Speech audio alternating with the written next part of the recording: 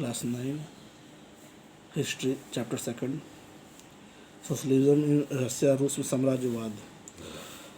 All political parties were illegal in Russia before 1914. The Russian Social Democratic Worker Party was founded in 1898 by socialists who respected the Marx ideas.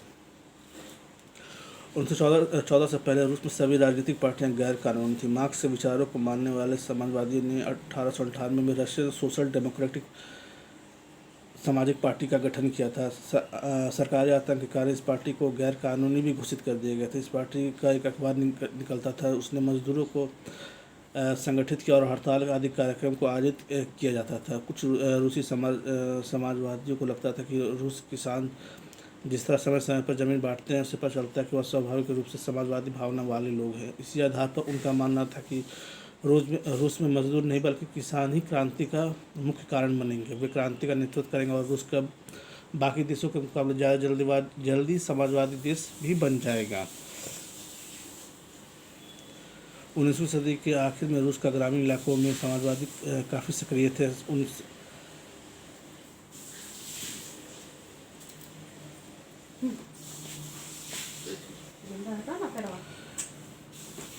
They formed the Socialist Revolutionary Party in 1900 में. उन्होंने socialist party 1900 में बनाया. इस party ने किसानों के अधिकारों के लिए संघर्ष किया और मांग की कि सामंतों के कब्जे वाली ज़मीन को फौरन किसानों को वापस भी किया जाए. सोशल डेमोक्रेट पार्टी के जो लोग थे क्रांतिकारी वो इस बात से सहमत नहीं थे. लेनिन का मानना था कि किसानों में एकजुटता नहीं है.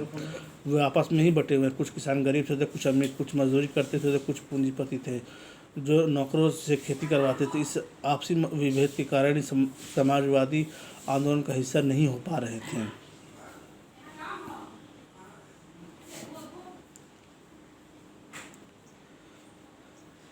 संगठित रणनीति के सवाल पर पार्टी में गहरे मतभेद थे. व्लादिमीर लेनिन सोचते थे कि जार शासित रूस जैसे दमनकारी समाज में पार्टी की अत्यंत अनुशासित होनी चाहिए और उसे अपने सदस्यों की संख्या स्तर पर उसका पूरा नियंत्रण भी कर लेना चाहिए.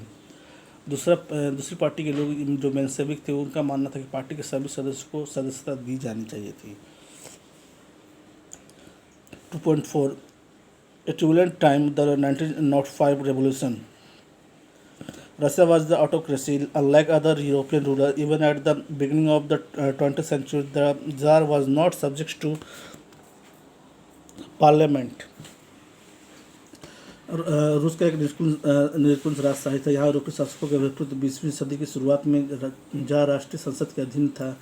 उदारवादियों ने इस स्थिति को खत्म करने के बड़े पैमाने पर मुहिम चलाई. 1905 की क्रांति के दौरान उन्होंने संविधान की रचना के लिए सोशल डेमोक्रेट और समाजवादी क्रांतियों को लेकर किसानों और मजदूरों के बीच काफ़ी काम किया. रूसी साम्राज्य के तहत उन्हें राष्ट्रवादी जैसे पोलैंड में और इस्लाम क्रांतिकरण में जिहादियों मुस्लिम बहुल इलाकों का भी समर्थन किया. 1904 में रूस का हाल बहुत ही बुरा था. जरूरी चीज़ों की कीमतें तेज़ी से बढ़ रही थी. वास्तविक वेतन में 20% की कटौती भी कर दी गई थी.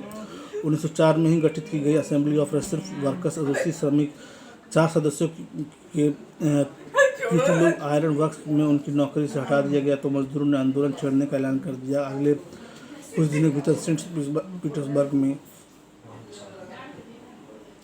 1 लाख से ज़्यादा मजदूर काम के लिए घंटे घटाकर 8 घंटे की जाने वेतन के विरुद्ध और कार्य स्थितियों में सुधार की मांग करने लगे और हड़ताल भी कर दिया.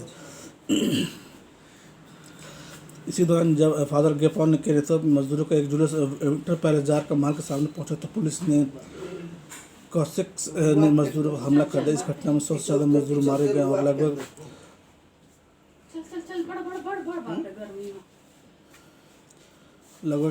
300 से ज़्यादा इसमें घायल हुए हैं. इतिहास की इस घटना को खूनी रविवार के नाम से भी जाना जाता है. 1905 की क्रांति की शुरुआत इसी घटना से हुई थी. सारे देश में हड़ताल होने लगी. नागरिक स्वतंत्रता के अभाव में विरोध करते हुए विद्यार्थी अपने स्कूलों कॉलेजों का बहिष्कार करने लगे. वकीलों, डॉक्टरों, इंजीनियरों के अन्य मध्यवर्गीय कामगारों संविधान के संगठन की मांग करते हुए यूनियन ऑफ यूनियंस की स्थापना कर दी.